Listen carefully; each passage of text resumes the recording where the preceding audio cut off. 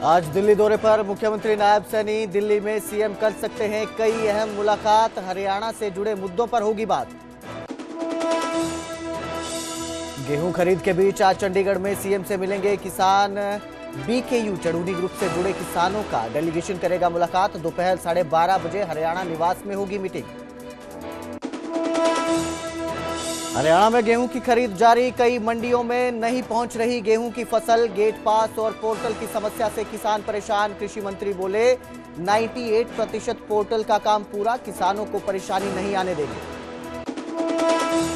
कल होगी हरियाणा कांग्रेस की अनुशासन कमेटी की मीटिंग। बागी विधायकों पर लिया जाएगा बड़ा एक्शन। कांग्रेस प्रदेश अध्यक्ष बोले जिन्होंने गद्दारी की उनको बख्शा नहीं जाएगा। यमुनानगर में हथनी कुंड बैराज में डायाफ्राम वाला वॉल का काम जारी। लगभग 70% काम हुआ पूरा। मानसून से पहले वॉल तैयार करने का लक्ष्य। 146 करोड़ रुपए की लाएगी लागत। कुरुक्षेत्र एनआईटी में बीटेक छात्र की हॉस्टल में मौत से सनसनी। कमरे में फंदे से लटका मिला छात्र का शव। परिजनों ने दोस्तों पर लगाए आरोप। पुलिस ने नोटबुक की जांच शुरू की। यमुनानगर में खैर लकड़ी की अवैध कटाई पर सीएम फ्लाइंग का बड़ा एक्शन। 50 लाख की कीमत की खैर की लकड़ी बरामद। गुप्त सूचना के आधार पर की कार्रवाई।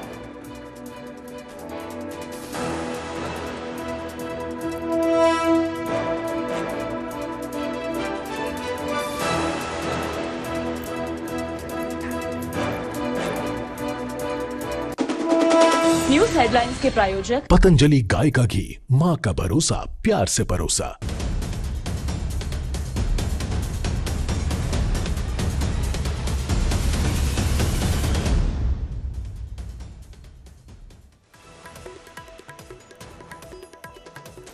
नमस्कार, स्वागत है न्यूज 18 पंजाब हरियाणा में। मैं आपके साथ कुलदीप भारद्वाज। हरियाणा प्राइम की शुरुआत करेंगे किसानों के साथ। आज मुख्यमंत्री के साथ किसानों की बैठक है। बीकेयू चढ़ूनी ग्रुप का डेलीगेशन बैठक के लिए पहुंचेगा। दोपहर 12:30 बजे चंडीगढ़ में यह बैठक होगी। हरियाणा निवास में किसानों से जुड़े मुद्दों पर चर्चा होगी। तो आज ये बैठक है किसानों के साथ। मुख्यमंत्री नायब सिंह सैनी बैठक करेंगे। बीकेयू जो है चढ़ूनी ग्रुप, उसके डेलीगेशन के साथ ये बैठक होगी। उसके साथ 12:30 बजे चंडीगढ़ में बैठक होगी और हरियाणा निवास में किसानों से जुड़े मुद्दों को लेकर चर्चा होगी। लगातार किसानों की जो समस्याएं आती रहती हैं उनको लेकर आज ये बातचीत की जाएगी। तो बैठक है किसानों के साथ। आज मुख्यमंत्री नायब सिंह सैनी ये बैठक करेंगे और 12:30 बजे दोपहर में हरियाणा निवास में ये बैठक शुरू होगी। किसानों से जुड़े जितने भी मुद्दे हैं, चाहे वो मुआवजों की मांग हो, किसान जिस तरह से मुआवजों की मांग कर रहे हैं, या अभी 1 तारीख से अप्रैल से गेहूं की खरीद शुरू हुई है, उसको लेकर भी अगर किसानों की मांग है, एमएसपी को लेकर या बाकी जिस तरह की भी मांगे रहेंगी, उनको लेकर इस बैठक में चर्चा होगी। बीकेयू चढ़ूनी ग्रुप का डेलीगेशन बैठक के लिए पहुंचेगा और दोपहर 12:30 बजे ये बैठक शुरू हो जाएगी। मेरे सहयोगी अंकित दुधानी इस खबर पर ज्यादा जानकारी के साथ हमारे साथ जुड़े हैं। जी अंकित, बैठक हो रही है किसानों के साथ। आज मुख्यमंत्री नायब सिंह सैनी ये बैठक करेंगे। बहुत सारे मुद्दे जो किसानों से हैं उनको लेकर चर्चा होगी। क्या अपडेट इसको लेकर? बिल्कुल, किसानों के साथ बैठक होनी है और मुख्यमंत्री की बैठक होनी थी। हालांकि मुख्यमंत्री का दिल्ली का प्रोग्राम बन गया और वो दिल्ली चले गए हैं। तो अब जो चीफ प्रधान सचिव है मुख्यमंत्री के, राजेश कुल्लर, उनके साथ वो बैठक होती हुई नजर आएगी और जो भी प्रमुख मुद्दे हैं किसानों के वो डिस्कस होते हुए नजर आएगी। जो गुरनाम सिंह चढ़ूनी ग्रुप है, भारत किसान यूनियन चढ़ूनी जो ग्रुप है, उसके किसान नेता यहाँ पहुंचेंगे और पहुंच करके बैठक करते हुए नजर आएंगे। तो कहीं ना कहीं किसानों की लंबित मांगे जो रहती हैं उनको लेकर के आज ये बैठक बुलाई गई थी। हालांकि मुख्यमंत्री को रहना था इस बैठक के अंदर, लेकिन प्रधानमंत्री के साथ मुलाकात थी। आज मुख्यमंत्री की अचानक मुलाकात बनी है तो वो दिल्ली चले गए। तो अब सीपीएस के साथ उनकी मुलाकात होगी और 12:30 बजे ये मुलाकात हरियाणा निवास के अंदर होगी। और क्या फिर उसके अंदर मुद्दों के ऊपर चर्चा होती है वो फिर बाद में पता चल पाएगा। जी अंकित, एक और किसानों की मांग अब उठ रही है। जिस तरह से ये बेमौसम बरसात हुई है और किसानों की फसलों को नुकसान पहुंचा है, मुआवजे की मांग भी किसान कर रहे हैं। इस पर भी क्या चर्चा संभव है? बिल्कुल, बेमौसमी बरसात जो हुई है वो बिल्कुल उसके ऊपर किसानों की फसलों का बहुत ज्यादा नुकसान हुआ है। हालांकि कल राजस्व मंत्री विपुल गोयल से जब हम बात कर रहे थे तो उन्होंने कहा कि 25% से ज्यादा अगर नुकसान होता है तब जो सरकार है वो मुआवजा देती है, और अभी कोई ऐसी सूचना नहीं मिली है कि 25% तक नुकसान हुआ है। तो वो ये कहते हुए नजर आए थे, और अगर 25% से ज्यादा नुकसान किसी भी किसान का होगा, किसी के खेत में होगा, तो सरकार गिरदावरी करवाएगी, और गिरदावरी करवाने के बाद वहां उनको किसानों को मुआवजा देते हुए नजर आएगी। जी बिल्कुल, बहुत बहुत शुक्रिया इस तमाम जानकारी के लिए अंकित। तो फिलहाल 12:30 बजे आज ये बैठक शुरू होगी, और जो भी किसान अपने मुद्दे समस्याएं रखती हैं, मुख्यमंत्री नायब सिंह सैनी उनको सुनेंगे और उसके समाधान को लेकर चर्चा की जाएगी।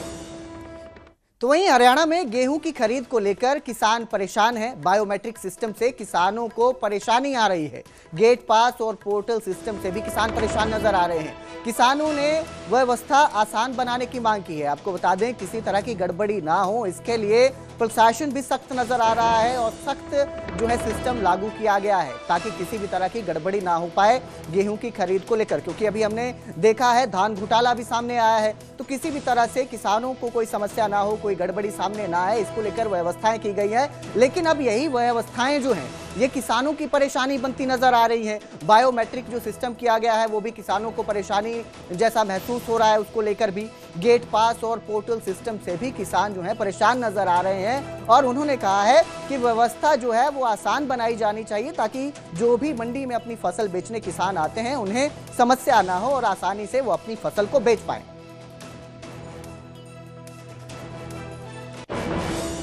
तो मंडियों में अगर व्यवस्था देखें, जैसे साफ़ सफाई को लेके बात की जाए या पानी को लेके, सीवरेज को लेके, तो इन चीज़ों का बहुत अच्छे ढंग से देखा जा रहा है। सरकार के द्वारा बहुत तरीके से साफ व्यवस्था, सफाई व्यवस्था को ध्यान में रख के काम किए जा रहे हैं।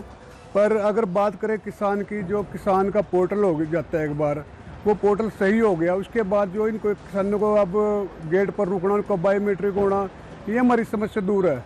क्योंकि किसान ने 6 महीने बड़ी मेहनत करके अपनी फसल को पालता है, फिर वो उसको मंडी लेके आता है, फिर गेट पर उसको मतलब इन चीज़ों में नए नए कानून बना के नियमों में फंसा देना, ये गलत है।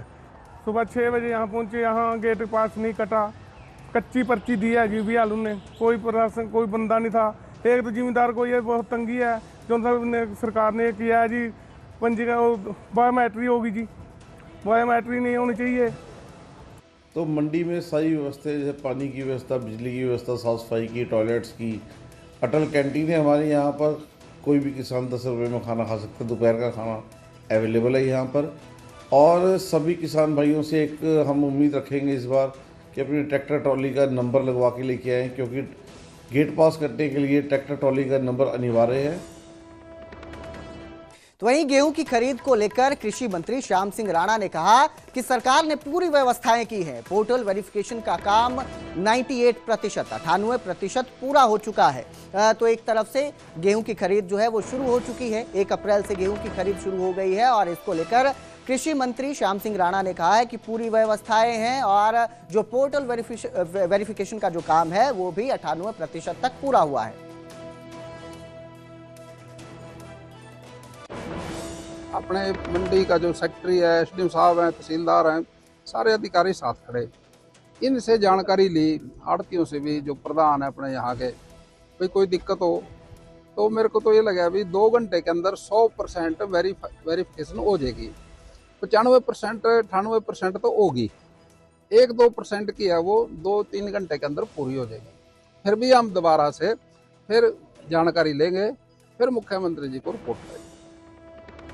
और अब जिक्र करेंगे कांग्रेस के अंदर छिड़े अंदरूनी घमासान का, जिसको लेकर अब अनुशासन कमेटी की बैठक होगी। और कल ये हरियाणा कांग्रेस के अनुशासन कमेटी की बैठक होगी, जिस पर बागी विधायकों पर बड़ा एक्शन लिया जाएगा। बागी विधायकों पर एक्शन को लेकर राव नरेंद्र सिंह ने कहा कि अनुशासनहीनता करने वालों पर बड़ी कार्रवाई होगी, कड़ी कार्रवाई की जाएगी। अनुशासन कमेटी की मीटिंग में वो अपनी रिपोर्ट देंगे, रिपोर्ट देने के बाद एक्शन लिया जाएगा। कांग्रेस के 5 विधायकों ने क्रॉस वोटिंग की है राज्यसभा चुनाव में, और इसके बाद जो अंदरूनी कलेश है वो खुलकर सामने आने लगा है। वहीं 4 विधायकों के वोट कैंसिल हो गए हैं और नाम जनतक किए गए, सार्वजनिक किए गए। जिन विधायकों ने क्रॉस वोटिंग की है, इसके बाद 3 विधायकों ने अपनी सफाई भी पेश कर दी है। लेकिन अब इस पर फैसला लिया जाएगा, और राव नरेंद्र सिंह ने सख्त एक्शन लेने की बात कही है। कांग्रेस मजबूत बन के निकली है, उभरी है, पूरे देश में एक अच्छा संदेश गया है।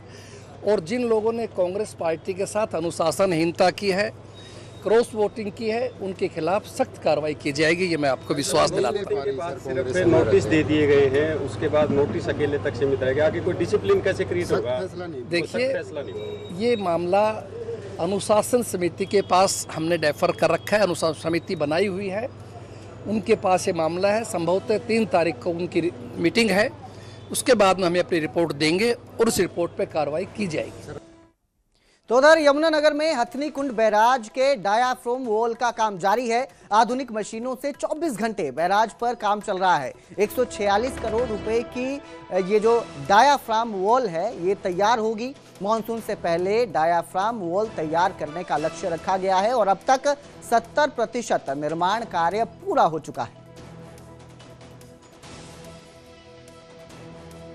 हथनी कुंड बैराज, जिसका नाम सुनते ना सिर्फ यमुनानगर में बल्कि दिल्ली के लोगों तक की धड़कनें बढ़ जाती थी, लेकिन इस बार जो है हरियाणा सरकार एक ऐसा प्रोजेक्ट लेकर आई है जो ना सिर्फ हथनी कुंड बैराज की सुरक्षा को मुकम्मल करेगा बल्कि दिल्ली तक जाने वाले पानी को काफ़ी हद तक जो है न सिर्फ सुरक्षित रखेगा बल्कि हथनी कुंड बैराज की सुरक्षा को भी बढ़ाएगा। इस वक्त देख सकते हैं कि यह जो है हरियाणा की सिंचाई मंत्री श्रुति चौधरी का ड्रीम प्रोजेक्ट है, जो करीब 140 करोड़ रुपए की लागत से बन रहा है। यह डायाफ्राम वॉल है जिसकी जो है एक तरफ से जो है निर्माण कार्य लगभग पूरा कर लिया गया है, जबकि दूसरा जो काम है वो जो है टुकड़ों में किया जा रहा है। आप देख सकते हैं कि 140 करोड़ की भारी जो रकम से बनने वाले इस निर्माण में जो है बहुत बड़ी बड़ी मशीनें इस्तेमाल की जा रही हैं और इसका इस बार जो है जो सिंचाई विभाग की तरफ से दावा किया जा रहा है कि जून के एंड तक यानी कि मानसून सीजन से पहले जो है इस काम को पूरा कर लिया जाएगा। पहले 2 मशीनें जो है इस काम के लिए लगाई गई थी आधुनिक, और अब इनको बढ़ाकर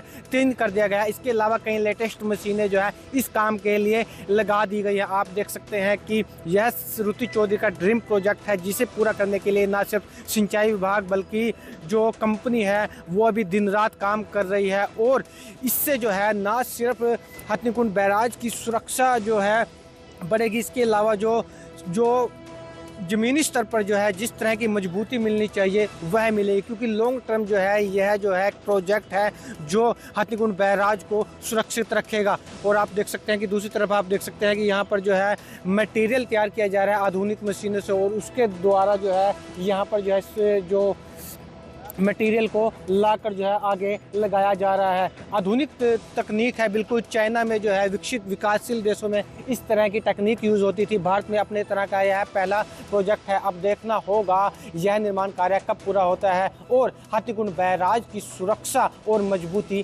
कितनी और तेज होती है। न्यूज़ 18 के लिए उधर करनाल में टोल प्लाजा के पास फायरिंग से सनसनी मच गई। गाड़ी में सवार लोगों ने फायरिंग की वारदात को अंजाम दिया। फायरिंग की सूचना मिलने के बाद मौके पर पुलिस की टीम पहुंची और पुलिस ने सीसीटीवी फुटेज खंगालने शुरू कर दिए ताकि आरोपियों की तलाश की जा सके। तो करनाल के टोल प्लाजा के पास फायरिंग की वारदात सामने आई, जिसके बाद वहां मौजूद लोगों में डर फैल गया और सनसनी मच गई। गाड़ी में सवार लोगों ने इस वारदात को अंजाम दिया है, टोल प्लाजा पर ही फायरिंग कर दी और फायरिंग की सूचना मिलने के बाद हालांकि मौके पर पुलिस की टीम भी पहुंची और आरोपियों की तलाश में सीसीटीवी फुटेज खंगालना शुरू कर दिए हैं।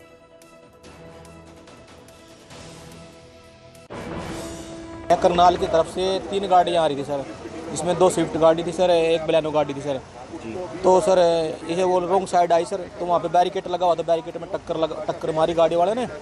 तो उसके पीछे 2 गाड़ियाँ लगी हुई थी, तो अगली गाड़ी वाले ने सर पिछली गाड़ी वाले के ऊपर फायर किया सर। ठीक है, तो वो बच गए। हमारा कर्मचारी भी पीछे थे, हमारे कर्मचारी नहीं थे वहाँ मौके पे, तो उनका आपसी रंजिश थी सर वो। तो फिर एक हवाई फायर हुआ सर। पुलिस प्रशासन मौके पे आके हम फुटेज वगैरह चेक कर लिया है, गाड़ी को भी वेरीफाई कर लिया है। मौके पे जो उसका गोलियां खोल था उसको बरामद कर लिया है सर। सुरक्षित है सर सब हमारा? हाँ बिल्कुल सुरक्षित है, क्योंकि सर हमारा टोल प्लाजा से कोई मैटर ही है ना, कोई आपसी रंजिश हो सकती है सर। लोकेशन क्या है सर ये? हमने तथ्यों को वेरीफाई किया, जिसमें पाया कि 3 गाड़ियाँ करनाल की तरफ से आई थी, 2 स्विफ्ट गाड़ी थी और 1 बलोनो गाड़ी थी। तो बलोनो गाड़ी आगे थी जो रॉन्ग साइड से आई, तीनों ही गाड़ियाँ।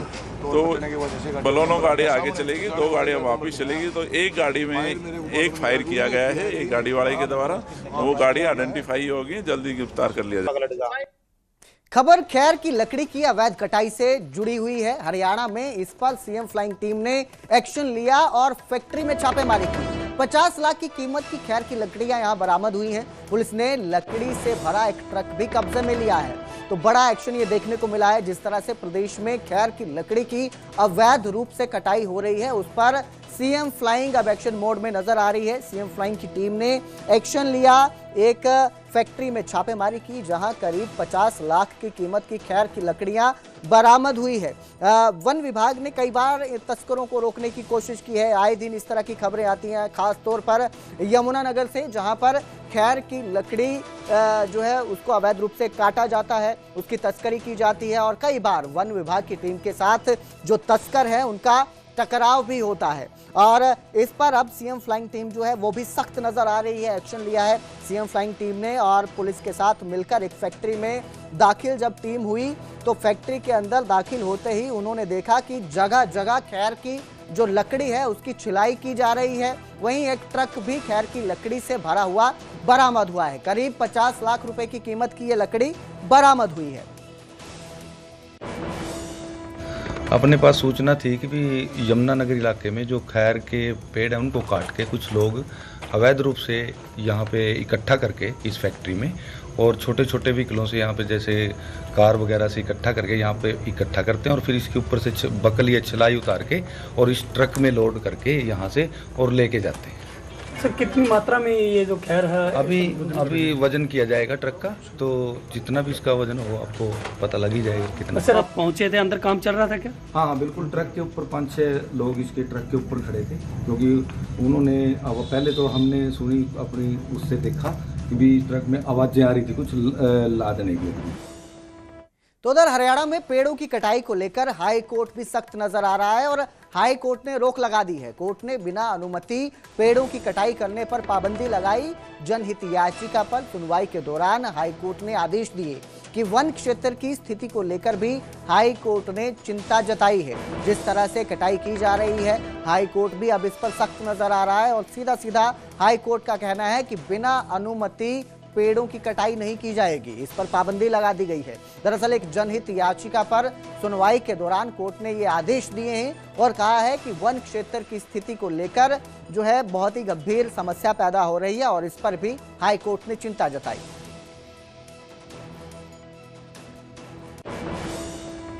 सोनीपत के युवक की रूस यूक्रेन युद्ध में मौत की खबर सामने आई है। सोनीपत के कुराड़ गांव युवक का शव पहुंचा है। युवक की मौत से परिवार का इकलौता सहारा छिन चुका है। पिछले साल पढ़ाई के लिए युवक रूस गया था और अब रूस यूक्रेन के बीच जो युद्ध चल रहा है उसमें युवक की मौत हो गई है, जिससे परिवार पर दुखों का पहाड़ टूट पड़ा है।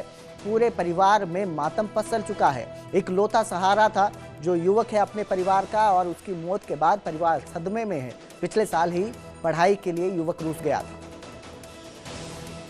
कब गया था? अंकित कब गया था? मार्च में गया था। 13 मार्च में गया था। मार्च में गया था। सितंबर में उसने वहाँ पे ज्वाइनिंग करी थी और उसने 1 महीने की ट्रेनिंग करी। फिर उसका फोन आना बंद हो गया था 1 महीने बाद। उन्होंने उन तक झूठ बोल। किस चीज में जॉब करता था?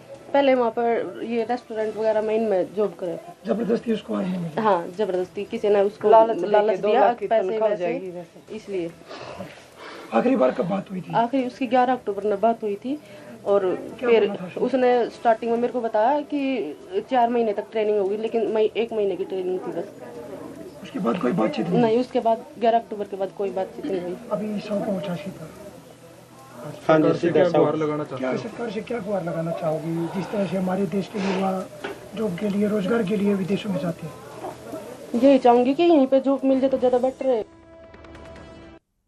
तो वहीं मुख्यमंत्री नायब सिंह सैनी आज दिल्ली दौरे पर हैं। दिल्ली में प्रधानमंत्री नरेंद्र मोदी से मुलाकात करेंगे। संसद भवन में पीएम मोदी से मिले नायब सिंह सैनी। तो आज नायब सिंह सैनी दिल्ली दौरे पर हैं, मुख्यमंत्री नायब सिंह सैनी, और दिल्ली में प्रधानमंत्री नरेंद्र मोदी से उन्होंने मुलाकात की। संसद भवन में प्रधानमंत्री नरेंद्र मोदी से सीएम नायब सैनी ने मुलाकात की है। दिल्ली दौरे के दौरान और भी जो बीजेपी के बड़े नेता हैं उनसे भी आज मुलाकात कर सकते हैं मुख्यमंत्री नायब सिंह सैनी।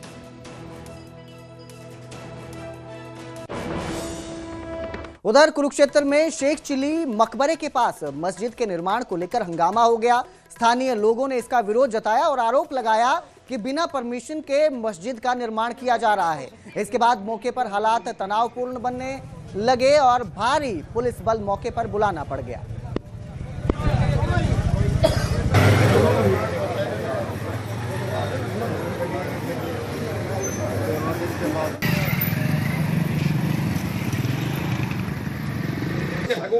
जितना बच्चा था जो प्राप्त कर लो। अब सुनिए मेरी बात। यमुनानगर इलाके में जो खैर के पेड़ हैं उनको काट के कुछ लोग उधर